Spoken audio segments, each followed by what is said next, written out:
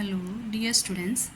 तो आज का हमारा सब्जेक्ट है एनाटमी एंड फिजियोलॉजी और आज का हमारा टॉपिक है जॉइंट्स। तो जॉइंट्स क्या होते हैं?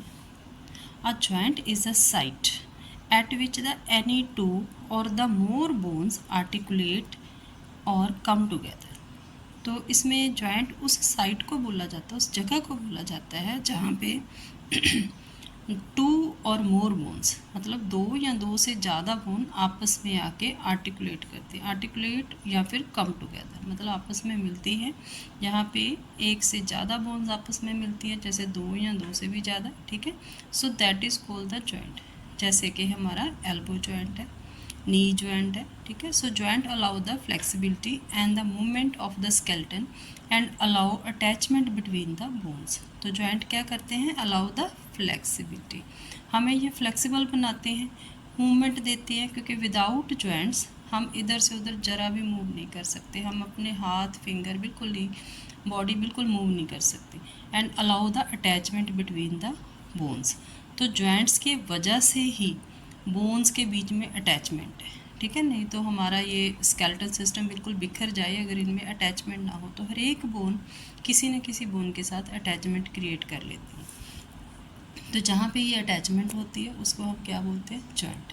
ठीक है, तो जॉइंट क्या हो गया कि वो साइट है जहाँ पे दो या उससे भी ज़्यादा, ठीक है, बोन्स आके मिलती हूँ, जुड़ती हूँ, that is called the joints. तो हमारे पास कितने तरह के जॉइंट्स हैं? दो तीन तरह के हमारे पास जॉइंट्स हैं। पहला है फाइब्रस जॉइंट। फाइब्रस जॉइंट किसको बोलते हैं? So the bones forming these joints are the linked with the tough fibrous material. तो ये जो फाइब्रस जॉइंट होता है इसमें जो बोन्स होती हैं तो ये कैसी होती हैं, ये कैसे लिंक करती है? Link with the tough fibrous material. Tough मतलब कि बहुत ही हार्ड सख्त वाला मटेरियल इनमें लगा होता है। Such an arrangement often the permit no movement. तो ये इस तरह के अरेंजमेंट में होती है कि यहाँ पे मूवमेंट को ही नहीं होता। तो for example the joints between the skull bones. तो जो स्कल बोन हमारे सर की जो बोन्स है ना, जो हमारा स्कल बना हुआ है, तो इसकी जो बोन्स होती हैं तो वो आपस में इस तरह से जॉइंट अप की होती है, उनके फाइब्रस जॉइंट्स होती हैं, तो जो बिल्कुल भी मूवमेंट अलाउ नहीं करती। ठीक है, तो बिल्कुल भी वहाँ पे कोई मूवमेंट नहीं होता। तो ऐसे जॉइंट्स को जहाँ पे कोई मूवमेंट नहीं होता, जैसे स्कल के जॉइंट, उनको हम स्यूचर बोलते हैं। So are the completely immovable. Immovable मतलब बिल्कुल भी मूव ना करने वाले। तो कम्प्लीटली ये इमूवेबल जॉइंट्स हैं। So and the healthy tooth is the cemented into the mandible by the periodontal ligaments. तो जैसे हमारा हेल्दी टूथ होता है तो वो भी जैसे सीमेंट की तरह हमारे मैंडिबल के अंदर लगा होता है, मैंडिबल या मैक्सिबल के अंदर। ठीक है, तो लिगामेंट के थ्रू ये लगता है, तो ये भी बिल्कुल नहीं हिलता। कब तक नहीं हिलता? जब तक ये क्या बोला गया है? Healthy tooth. ठीक है, जब तक ये हेल्दी है। हेल्दी होने के बाद अगर इसको कोई प्रॉब्लम होती है तब तो आपको पता है टूथ हमारे दांत हमारे हिलने लगते हैं। So the tibia and the fibula in the leg are the held together along their shaft by a sheet of the fibrous tissue. Along their shaft, shaft किसको बोलते हैं? टिबिया और फिबुला हमारे लोअर लेग की bone है। ठीक है, तो along their shaft क्या उन्होंने बोला कि वो held together, वो जुड़ी हुई हैं, रुकी हुई हैं आपस में। कहाँ से? along their shaft। शाफ्ट होता है इनका बीच का हिस्सा, सेंटर वाला हिस्सा। ठीक है, by a sheet of the fibrous tissue. तो बीच में दोनों बोन को इकट्ठा रखने के लिए फाइब्रस टिश्यू की एक अटैचमेंट है, so called the inter osseous membrane. Osseous कहते हैं बोन को, इंटर कहते हैं बिटवीन। ठीक है, तो दोनों बोन के बिटवीन लॉन्गिट्यूडनली एक मेम्ब्रेन लगी हुई है। So this fibrous joint allow a limited amount of movement and stabilize the alignment of the bone. तो ये जो बीच में इंटरओसियस मेम्ब्रेन लगी हुई है तो ये भी एक कहते हैं फाइब्रस जॉइंट ही है।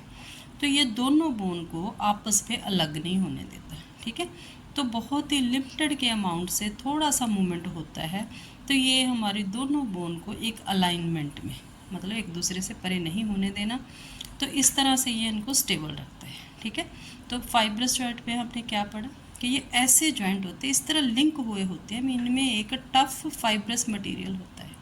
तो ये बिल्कुल भी मूवमेंट अलाउ नहीं करते, जैसे हमारे स्कल के जॉइंट्स हो गए जिनको हम स्यूचर बोलते हैं। ठीक है, तो ये कम्प्लीटली इमूवेबल होते हैं। उसी तरह उन्होंने टिबिया और फेबुला की एग्जांपल दिया कि ये दोनों लॉन्ग बोन्स हैं, दोनों आपस में भी जुड़ी होती हैं, तो इनके बीच में इंटरोसियस मेम्ब्रेन होती है, ठीक है। तो जिसकी वजह से एक लिमिटेड अमाउंट का ही मूवमेंट हो पाता है। ये दोनों आपस में सेपरेट ना हो जाए, इनको अलाइनमेंट में रखने के लिए ये फाइब्रस जॉइंट है, ठीक है। तो जो जॉइंट हमारे मोस्टली नहीं हिलते हैं, नहीं मूवमेंट करते हैं, वो फाइब्रस जॉइंट्स होते हैं। आगे आ गया हमारा next one is the cartilaginous joints. अब कार्टिलेजिनस जॉइंट्स कौन से होंगे? जो कार्टिलेज से बने होंगे। So these joints are the formed by the pad of the tough fibro cartilage that act as a shock absorber. तो ये जो जॉइंट होते हैं, तो इनके बीच में टफ फाइब्रो कार्टिलेज होती है, ठीक है। तो इसका एक पैड सा रखा होता है बीच में। तो ये पैड क्या करता है, जो भी उस बोन के ऊपर स्ट्रेस आती है, प्रेशर पड़ता है, वो शॉक को ये एब्जॉर्ब कर लेता है अपने अंदर, ठीक है। तो जैसे हम जैसे कह लो कि जैसे हमारे शॉकर्स होते हैं गाड़ियों में, ठीक है, उस टाइप का ये काम करता है। So the joints may be immovable, so as in the cartilaginous epiphyseal plates which in the growing child links the diaphysis of the long bone to the epiphysis। तो जो हमारी लॉन्ग बोन्स होती हैं छोटे बच्चों में, उनके बीच में भी उन्होंने क्या बोला है, the joint so as the cartilaginous epiphyseal plate. तो उसके बीच में कार्टिलेजिनस की एपीफिजियल प्लेट्स होती हैं। तो ये प्लेट्स क्या करती हैं, विच इन द ग्रोइंग चाइल्ड, तो जो ग्रो कर रहा बच्चा, मतलब छोटे 12 साल से भी कम बच्चे होते हैं, ठीक है। तो 12 क्या 17-18 साल से कम वालों के बीच में ये होता है, जिसमें ये क्या करता है, diaphysis of the long bone to the epiphysis. तो ये वो लॉन्ग बोन का सेंट्रल पोर्शन और उसका जो अपर पोर्शन होता है उसको आपस में ज्वाइन अप करवाता है। तो ये कार्टिलेज का बना होता है। Some cartilaginous joint permit the limited movement. तो कुछ जो कार्टिलेज के जॉइंट होते हैं लिमिटेड सा मूवमेंट, मतलब बहुत थोड़ा मूवमेंट होने देते हैं, as between the vertebras. Vertebras क्या होते हैं कि जैसे अपना वो बैकबोन है, जैसे ये वाले, ये हमारे दो वर्टिब्रास हैं। दोनों वर्टिब्रा के बीच में ये जो स्काई ब्लू कलर का आपको दिख रहा है, that is the disc of the fibrocartilage. Disc तो हमें पता है ना, इंटरवर्टिब्रल डिस्क होती है, ठीक है, दो वर्टिब्रा के बीच में डिस्क होती है।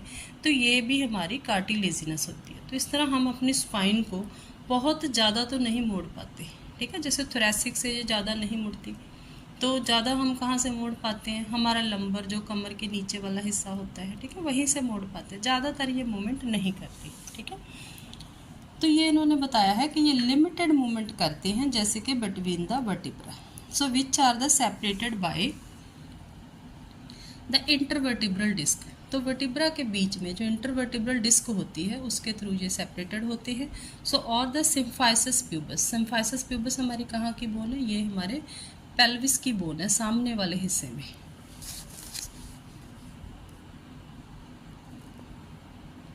ठीक है। तो ये हमारी पेल्विस की बोन है, which is the soften by the circulating hormones during the pregnancy to allow for the expansion during the child birth. तो ये जो हमारी सिम्फाइसिस प्यूबस, जैसे इस तरह हमारे सामने पेल्विस की बोन्स आती हैं, तो बीच में छोटा सा ऐसे प्यूबिस लगा होता है, जिसको हम सिम्फाइसिस प्यूबिस बोलते हैं, ठीक है।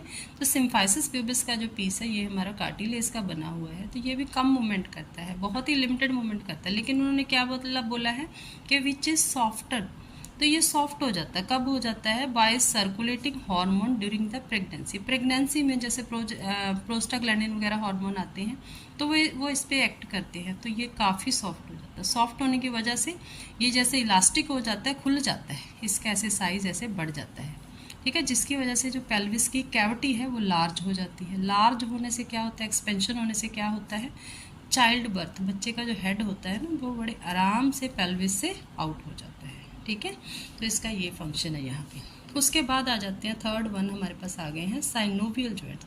साइनोवियल जॉइंट्स कौन से होते हैं, synovial joints are the characteristics characterised by the presence of a space और the capsule between the articulating bones. Articulating bones मतलब जब दो बोन्स के हिस्से जो जुड़ते हैं उनको बोल देते हैं।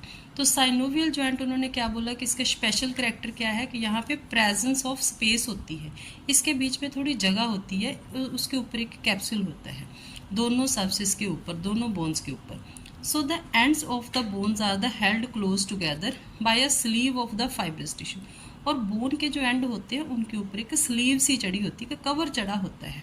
So and the lubricated with the small amount of the fluid. तो इसके बीच में थोड़ा सा फ्लूइड होता है जिसको हम क्या बोलते हैं, साइनोवियल फ्लूइड बोल देते हैं। Synovial joints are the most movable of the body. तो ये हमारी बॉडी में सबसे मूव करने वाले जॉइंट्स हैं। तो अभी मैं आपको दिखाती हूँ कि साइनोवियल जॉइंट्स होते कैसे हैं। जैसे इसमें लिखा है ना कि 2 आर्टिकुलेट बोन्स होती हैं, तो उनके ऊपर एक कैप्सूल होता है। ये देखो, इधर आ जाओ। तो ये हमारी 2 बोन्स हैं, ये हमारा साइनोवियल जॉइंट है।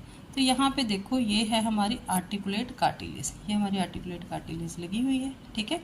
तो ये इधर भी लगी हुई है। तो ये जो लाइट कलर में दिखाई हुई है, ये दोनों हमारी बोन्स हैं, ठीक है। तो 2 बोन्स आपस में डायरेक्ट नहीं जुड़ती हैं, इनके बीच में ये आर्टिकुलेज कार्टिलेज होती है।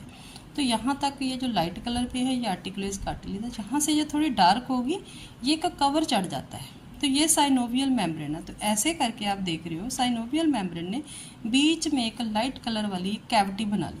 कैविटी को क्या बोलते हैं, साइनोवियल कैविटी। साइनोवियल मेम्ब्रेन है, इसलिए हम कैविटी को बोलेंगे साइनोवियल कैविटी। और इसके बीच में फ्लूइड रहेगा, जिसको आप बोलते थे ना ग्रीस है, कि नी जॉइंट में ग्रीस कम हो गई है, आवाज़ें आती हैं, तो इसमें वो फ्लूइड होता है।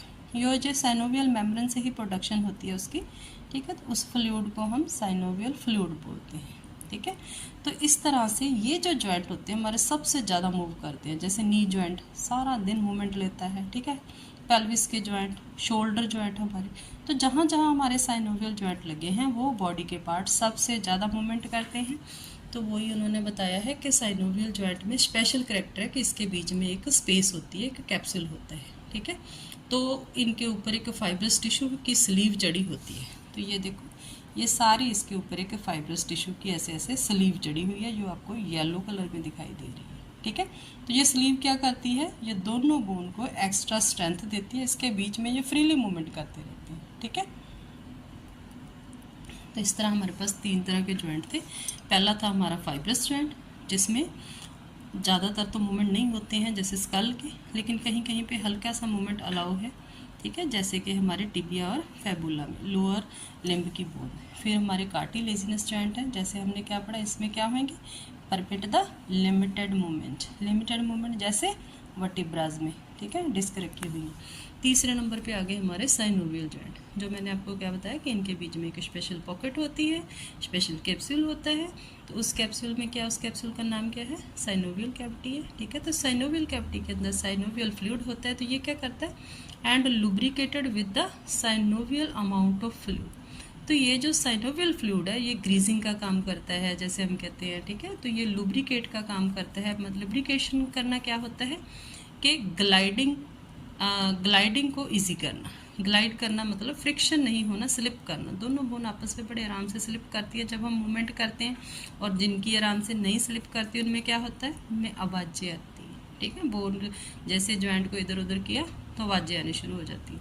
आवाज़ें आनी शुरू हो जाती हैं तो उसका मतलब क्या है कि ये आपका साइनोवियल फ्लूइड जो है वो ड्राई हो चुका है, जिसके साथ ये जो हमारी 7 mm की होती है हमारे पास आर्टिकुलेज कार्टिलेज, जो बोन्स को आपस में टकराने नहीं देती, तो ये भी ड्राई होनी शुरू हो जाती है। तो जब ये दोनों चीज़ें ड्राई हो जाती है, फ्लूइड और ये कार्टिलेज, तो हमारी बोन्स आपस में टकराने लगती है, तो आवाज़ें आती हैं उस वक्त, ठीक है। तो ये था हमारा आज का topic, joints. Thank you students.